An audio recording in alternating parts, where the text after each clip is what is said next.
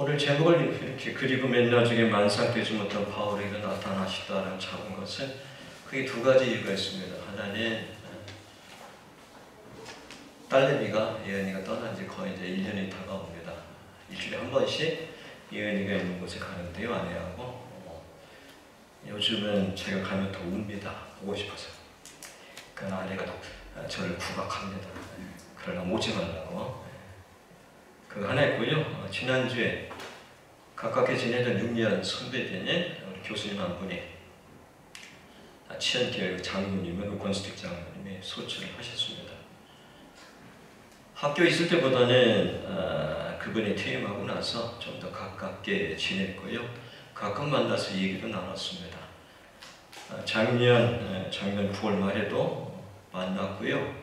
그리고 저희는 이제 미국을 갔고 그분도 미국에 있는 아들 보러 간다고 이리저리 검사해서 검사가 잘 나오면 간다라고 얘기했는데 미국 갔다 오고 뭔가 이렇게 가끔 연락도 오는데 연락도 안 오고 그러더라고요. 그러다가 병원에 입원했다는 얘기를 듣고 우리 직접 전화도 못하고 그런 상태 속에서 간접적으로 이렇게 얘기를 들었습니다. 아직은 괜찮다고. 그때가 1월쯤이었습니다.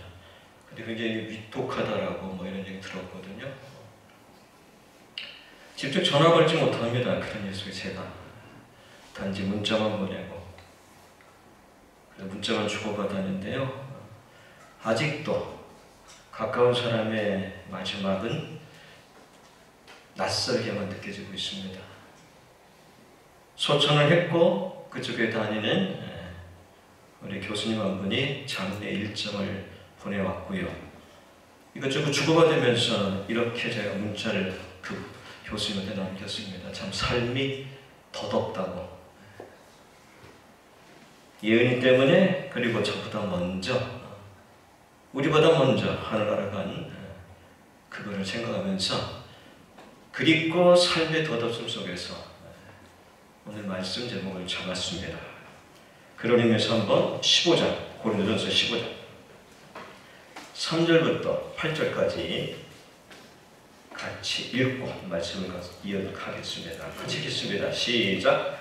내가 받은 것을 먼저 너에게 전하노니 이는 성경대로 그리스도께서 우리 죄를 위하여 죽으시고 장사지는 바 되었다가 성경대로 사흘 만에 다시 살아나사 게바에 오시고 후에 12 제자에게와 그 해에 500여 형제에게 일시에 보이셨느니 그 중에 지금까지 대다수는 살아있고 어떤 사람은 잠들었으며 그 후에 야고보에게 보셨으며 그 후에 모든 사도에게와 맨 나중에 만삭되지 못하여 한 자 같은 내게도 보이셨느니라. 아멘.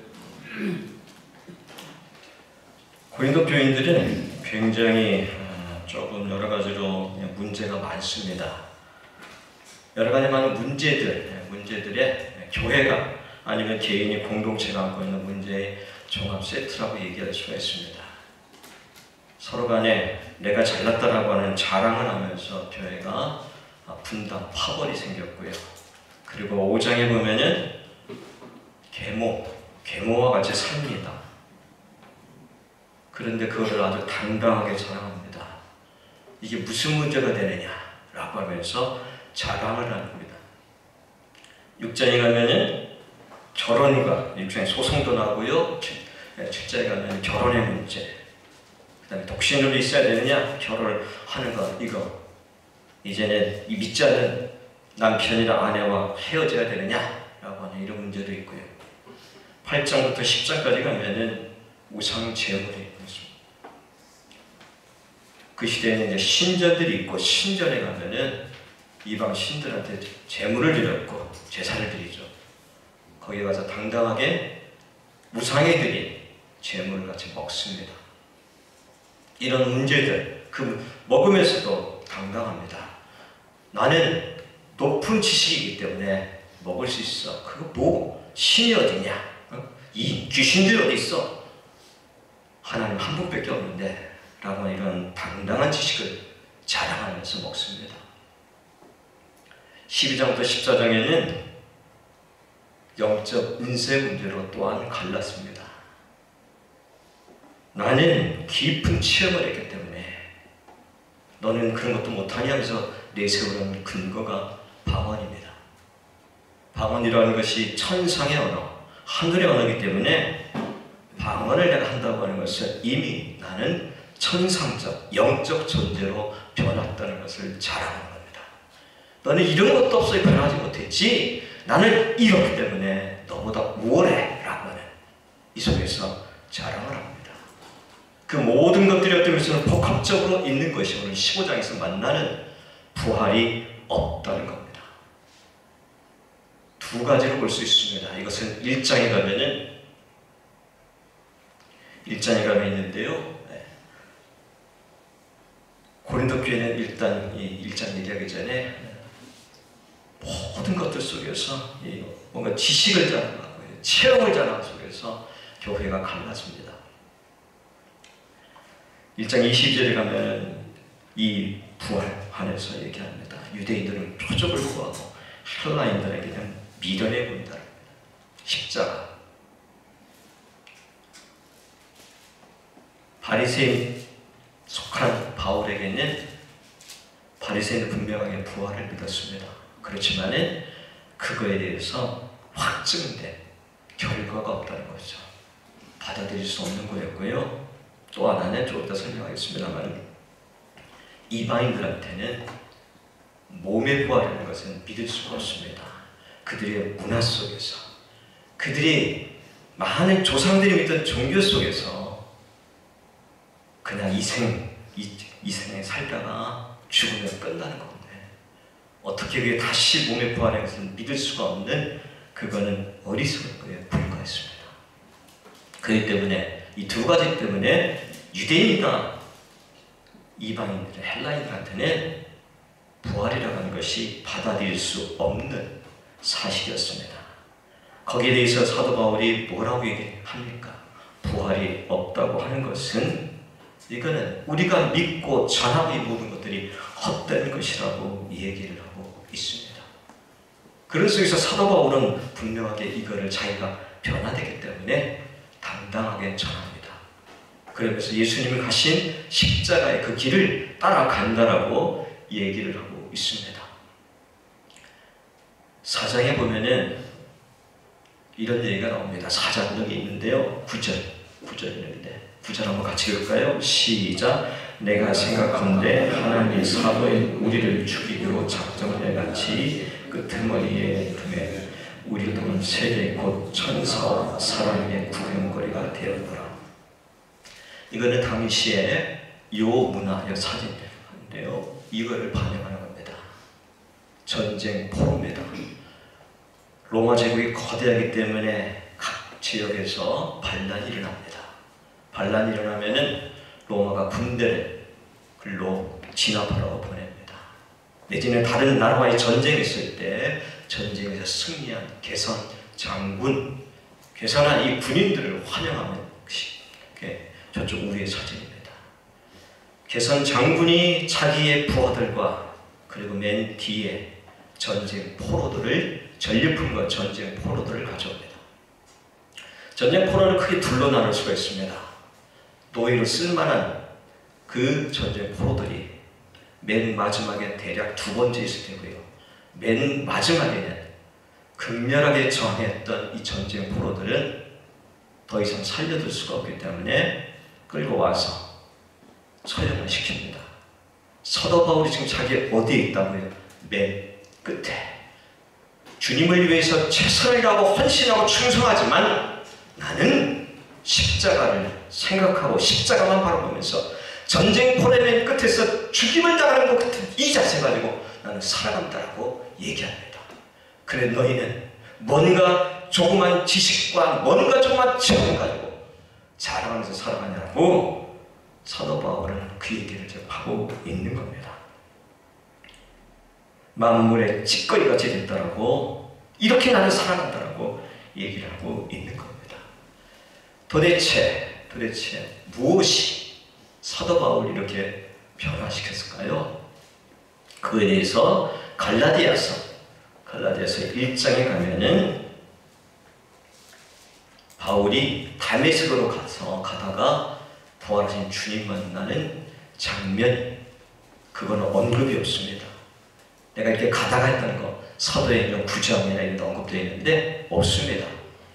근데 사도 바울이 어떻게 내가 변화된 그 다메섹 사건 이 얘기를 합니다.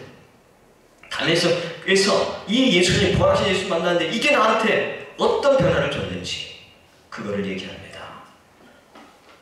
같이 한번 저기에 있는 성경 구절 한번 갈까요? 1장 사도행 갈라디아서 1장입니다.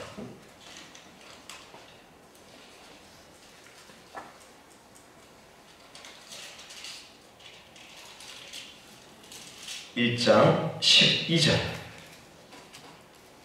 같이 읽을까요? 시작. 이는 내가 사람에게 받은 것도 아니요 배운 것도 아니요 오직 예수 그리스도의 계시로 말미암은 것이라. 13절 14절을 보면 바로 다메섹 가다가 옛날에 이랬는데 주님 만난 거 거기에 이제 자기의 과거와 변화된 거 얘기하는데요. 첫 번째로 다메섹에서 만난 예수님, 그 부활하신 주님은 바울에게 뭘 줬다고 그러니까 계시를 줬다. 계시. 그리스도의 계시로 말미암았다. 16절은 뭐 더 나옵니다. 그의 아들 이방에 전하게 그를 계속해 나타내시기를 나타냈다고 하는 거. 위에는 명사 형태고요.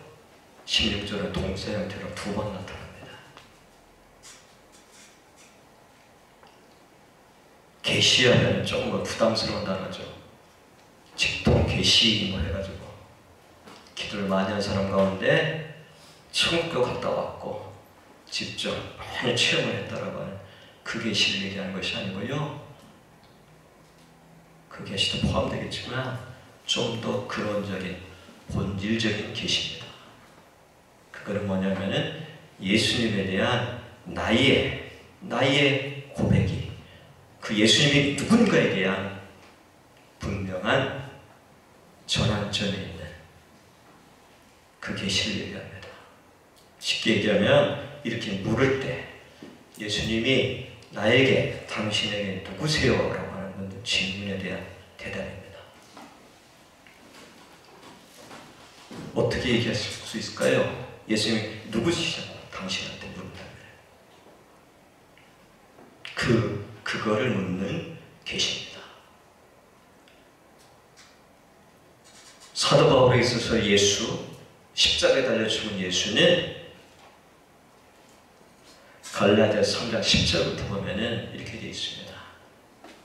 율법에 열심히 사도 바울에게 있어서는요, 신명기 21장 22절에 화면이 나오는데요. 같이 읽을까요? 시작. 사람이 만일 죽을 죄를 범함으로 내가 그를 죽여 나무 위에 달거든 그 시체를 나무 위에 밤새도록 두지 말고 그날에 장사하여 네 하나님 여호와께서 내게 기업을 주신 땅을 더럽히지 말라.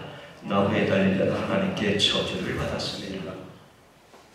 누가 나무에 달려 죽었죠? 예수.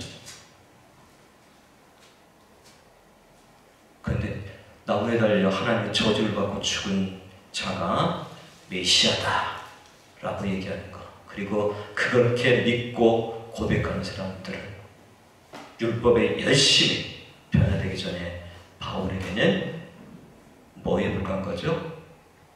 하나님의 저주를 받은 사람에 불과했던 겁니다. 말이 안 되는 거예요. 말이 안 되는 겁니다. 예수님이 거의 조금 차이 나지만 동시대라면 사도 바울은 들었을 거고요. 알고 있었을 거예요. 그렇기 때문에 스데반의 죽음에 깊이 개입해서 관여하니까. 그렇기 때문에 이렇게 떠들고 다니는 이런 사람들은 내버려둘 수가 없는 거였습니다. 그런데 다메섹으로 가다가 거기서 15장 표현대로 그 부활하신 주님이 만삭되지 못한 바울에게 나타나셨습니다. 그동안 그가 알았던 모든 성경의 지식들, 그가 알던 모든 경험과 체험, 아니면 모든 것들이 뒤바뀌는 거죠. 이걸 계시라고 합니다. 내가 알았던 모든 예수님에 대한, 하나님에 대한 이 모든 것들이 막연했던 것이 내게 다가오는 거예요. 비춰지는 거예요. 깨닫는 거예요. 그래서 무엇을 해야겠다는 거예요? 저주를, 가장 근본적인 저주가 무엇이겠습니까? 죽음이죠, 죽음. 우리에게 언제나 두렵고 불안하고 낯설게 다가오는 이 죽음이라는 것을 해결하신 분이라고 해요. 그렇게 갈라디아서 3장 10절부터 여기에서 하나님의 저주를, 우리의 모든 가장 근본적인 이 고통을 해결하시겠다고. 그러면서 다시 한번 묻겠습니다. 여러분들은 계시를 받으셨나요? 근본적인, 본질적인 지금 계시를 묻습니다. 여기에 대답하지 못한다면은 여러분들은 크리스찬이 아직 안 된 거예요. 심각한 질문입니다. 천국을 오르락하고 뭐 이런 질문이 아니라요. 예수님이 당신이 누구냐는 거예요. 누구냐는 거예요. 나의 주님이라고 하는 고백이 그냥 입술로만, 머리로만 고백이 아니라 내 삶 속에서 이렇게 다가왔기에, 내가 만났기에 그거를 고백하는 거예요. 이 중요한 사건이 우리에게는 있어야 되는 겁니다. 없다면은 질문을 던져야 되고요, 기도해야 되고요, 찾아야 됩니다. 계시라는 건 뭐죠? 내가 찾는다고 표현했지만 그거는 먼저 다가오시고 베푸시는 은혜입니다. 먼저 와서 깨닫게 해주고 알게 해주시는 그 은혜가 저 여러분에게 다시 한번 확인되고 나의 입술로 고백되기를 바랍니다. 이 계시는 어디로 연결된다면요, 소명입니다. 소명.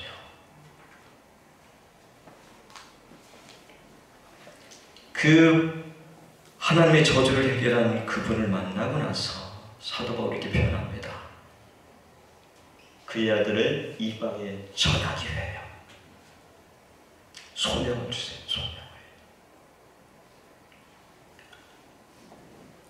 그 소명은 개별적이고 구체적인 겁니다. 개별적. 우리 셀 시간에 뭐 이렇게 좋았던 거, 뭐 이렇게 목도교회 있을 때 뭐 리더십 교육 했던 거 좋았다고 그러는데요. 저보고 그래서 한 번 더 하라는데 조금은 바로 대답 안 했는데요. 이 부분 때문에 학교에서 리더십 센터 이런 속해 있는데 자신의 꿈, 하고 싶은 거 찾아갈 때 뭐 이렇게 찾아가는 거, 대개는 여기 젊은 친구들이 있는데 하고 싶은 거 별로 없어요. 뭔가 막연해. 그냥 삶이 그냥 귀찮기만 하고 이러잖아요. 우리 기독교적으로, 교회적으로 인한다면 뭐가 없기 때문에 찾기가 어려운 건가요? 하나님을 만나지 못했기 때문에. 하나님을 내가 인격적으로 만나게 되면 하나님께서 뭘 주세요? 소명을 주실 수밖에 없습니다. 할 일을 주실 수밖에 없어요. 이사야 43장 1절 4절에 내가 너를 지명하여 불렀나니. 이게 선지자들한테만 주어진 걸까요? 아니거든요. 주님의 복을 받아들이고 예수님을 나의 구주로 고백한다는 것은, 그것은 모든 그리스도인들에게 하는 일이 크든 작든 간에 지명하여 우리를 부른 거고요. 그 다음에 뭐 하시는 거예요? 일을 주신다는 거예요. 일을. 그 일은 어떻게 다가오나요? 5절에 이렇게 되어 있습니다. 이사야한테 두려워 말라.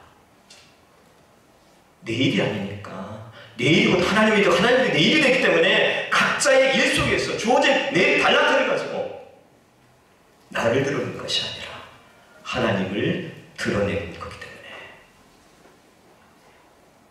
두렵지만 감당케 되는 것들이죠.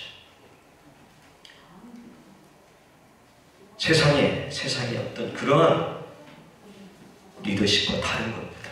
우리의 소명의 출발점은 다시 강조 한번 더 하겠습니다. 예수님을, 하나님을 개별적으로 만난 이후에 주어진 것들이거든요. 책 하나 소개하겠습니다. 나를 넘어서는 성경 읽기인데요. 책 두껍지 않습니다. 짧아요.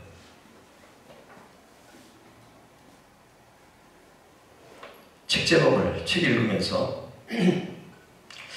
책 제목을 왜 저렇게 나를 넘어서는 성경 읽기로 잡았을까? 이런 질문을 던져봅니다. 책 어디에서도 앞에 서론이 어디에서 내가 이런 이유로 이 책을 이렇게 잡았다라고 얘기하지 않습니다. 근데 제가 찾은 건 두 가지입니다. 두 개가 있습니다. 하나는 나의 탐욕을 넘어서는 성경 읽기. 우리는 성경을 읽고 기도를 하면서 개인적인 차원에서 읽고 적용을 합니다. 많은 경우에 그것마저도 어렵습니다. 안 되는데 가만히 보면은 우리 성경을 읽고 적용할 때 나의 욕망을 충족시키기 위해서 어떤 것은 기도하고 성경할 때가 있습니다. 이러이러한 것들 앞에서 이거 어떻게 해야 됩니까? 여기 투자를 해야 됩니까? 말해야 됩니까? 등등. 이 책에서 얘기하는 것 중 하나가 바로 모든 것들 그러다 보면 우리가 어떡하죠? 정당화하고 합리화시키죠. 그대로 내 뭔가 바람대로 내 욕망대로 안 될 때 우리는 하나님을 따지죠.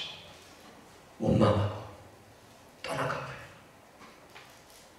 성경을 읽는 가장 중요한 것은 하나는 나의 욕망이 아니라 하나님의 욕망, 하나님의 뜻 이거를 충족시키는 거죠. 거기에 순복하는 거예요. 이것이 나의 생각과 나의 경험에 맞지 않지만 이것이 하나님의 말씀이기 때문에 내가 그 앞에 무릎을 꿇게 되는 거예요. 받아들이는 거예요. 그럴 때 내 원했던 것이 하나님의 방식대로 이루어지는 것을 고백할 수밖에 없습니다. 이런 의미에서의 탐욕을 많은 교회 속에서 이 책에서 다른 책에서 얘기하는데 구약시대나 지금 시대와 똑같다는 거예요. 구약의 제사장들이 하나님께서는 율법에 의하면 제물 드릴 때 형편에 따라서 가난한 사람은 작은 곡식, 아니면 좀 형편된 사람은 비둘기, 그리고 더 양, 소 형편밖에 드리라고 했는데 제사장들이 어떻게 한다는 거예요? 부추긴다는 거죠. 곡식보다는 비둘기 하나님 좀 더 기뻐하지 않으시겠어요? 당신 평생 이거 좀 더 드려야 되지 않겠습니까? 그래야지 하나님 기뻐하지 않겠냐고. 구약시대나 지금 시대나 지금은 하나님의 복음을 제대로 깨달았기 달라질까요? 동일하다라고 얘기를 합니다. 그거보다는 좀 더 드려야 하나님 복 받지 않겠어요? 우리 속에 있는 끊임없는 이 탐욕을 그거를 극대화시키는 것이 아니라 절제하고 그 나의 이것들을 하나님의 나라와 이웃을 나누는 쪽으로 이게 탐욕이고요. 두 번째는 나의 한계. 성경은 어느 시대나 읽으면서 하나님을 만날 수 있는 영원한 말씀이지만 성경이 쓰여졌던 것은 특별한 시대, 특별한 사람들에게 쓰여졌고 그리고 그것을 읽는 우리는 21세라고 하는 21세기 살아가고요. 그리고 한국에 그리고 양천구에 있는 목동교회에서 우리 신앙을 생각하기 때문에 우리 한계를 있을 수밖에 없다는 겁니다. 그럼에도 불구하고 이 한계를 뛰어넘는 성경 읽기가 돼야 된다는 거예요. 성경에 두 사람 예를 들겠습니다. 한 사람은 지난번에 목사님 선교 갔을 때, 태국 갔을 때 얘기한 엘리야입니다. 그때 이미 얘기했지만 엘리야가 다시금 잔잔한 가운데 하나님을 만나고 나서 그에게 준 무엇이었습니까? 자기네 나라라고 하는 한계, 그거를 넘어서 자기네 나라를 괴롭히고 할 그 나라에 가서 누구한테 기름 부으라고 하나요? 그리고 더 넘어서 예수님이 오시는 그 지점까지 바라보는 자기의 한계를 뛰어넘는 것. 누구도 마찬가지일까요? 다니엘도 마찬가지죠. 나라가 망했습니다. 포로로 끌려갔습니다. 조상을, 그리고 그들이 믿었던 하나님을 원망할 수 있지만 그 속에서 기도하죠. 결단하고. 결단하면서 그가 받은 건 뭡니까? 이 포로 기간이 70년이니까 70년. 70년이면은 그 포로기에서 다니엘은 죽을 수밖에 없습니다. 그럼에도 자신의 한계를 뛰어넘는 것을 바라보고요. 더 나아가서 예수님, 마찬가지 예수님 오시는 세상 나라가 어떻게 전개되면서 그 나라 궁극적으로 하나님의 나라가 온다는까지 내다봅니다. 성경을 읽으면서 우리가 그리스도를 살아갈 때 나의 한계, 그 한계를 정당하고 하늘하면서 나는 이거밖에 안 돼요라고 하는 그 한계를 뛰어넘는, 이래가지고 하나님 제가 할 때가 다 있지 않았습니까? 이제 받아주세요 하는 것이 아니라, 인정이 되는 것이 아니라 내 삶과 죽음 너머에 있는 나의 다음 세대까지 넘어서 주님 다시 오실 그날까지를 내다보는 것.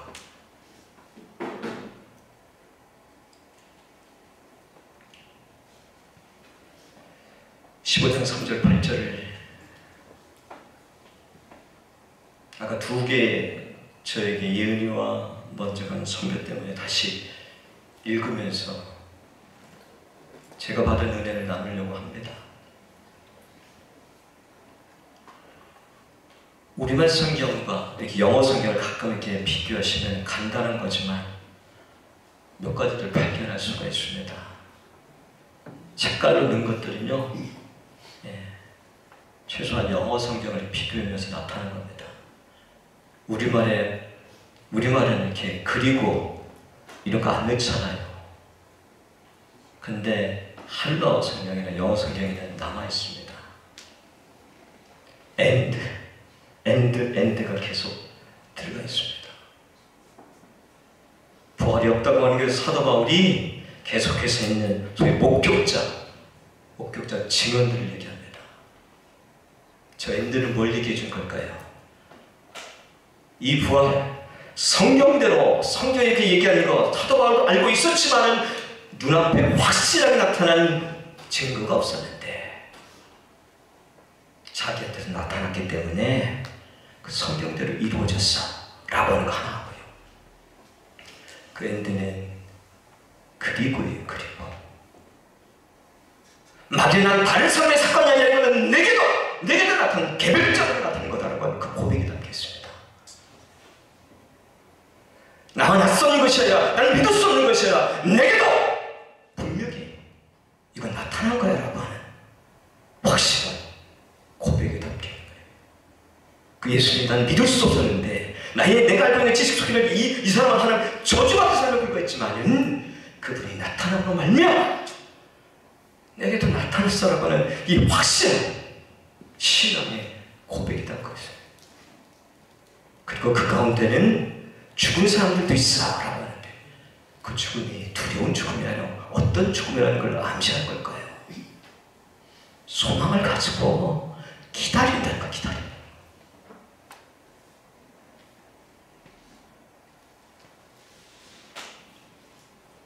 그러기에 9절에 15장 9절 이렇게 합니다.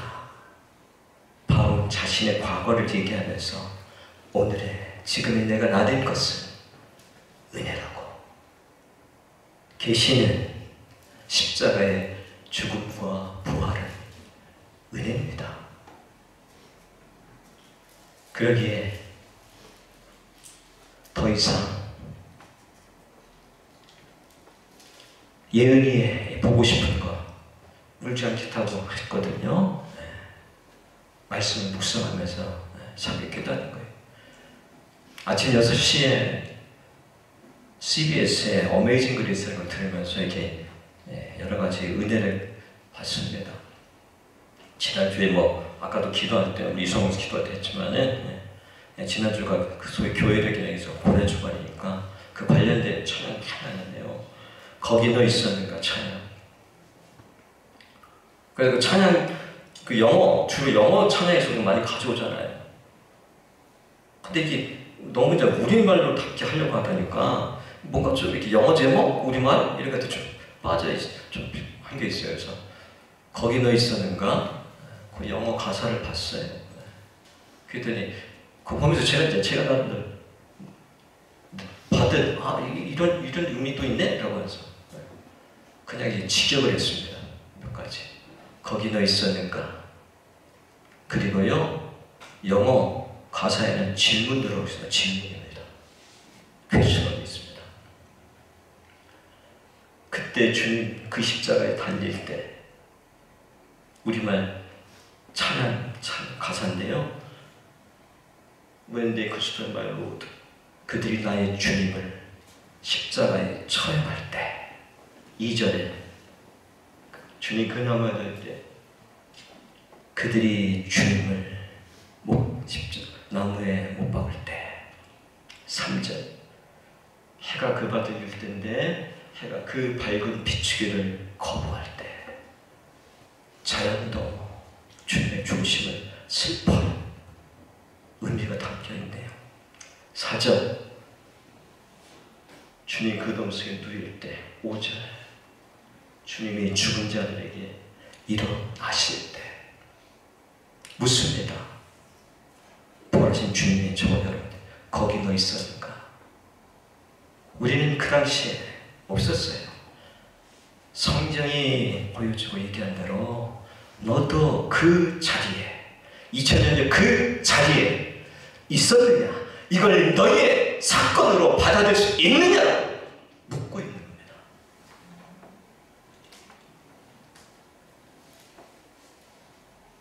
오늘 제목을 이렇게 잡았더니 제가 물었어요. 아내한 집에서 결론 내가 뭐라고 낼지 알겠어?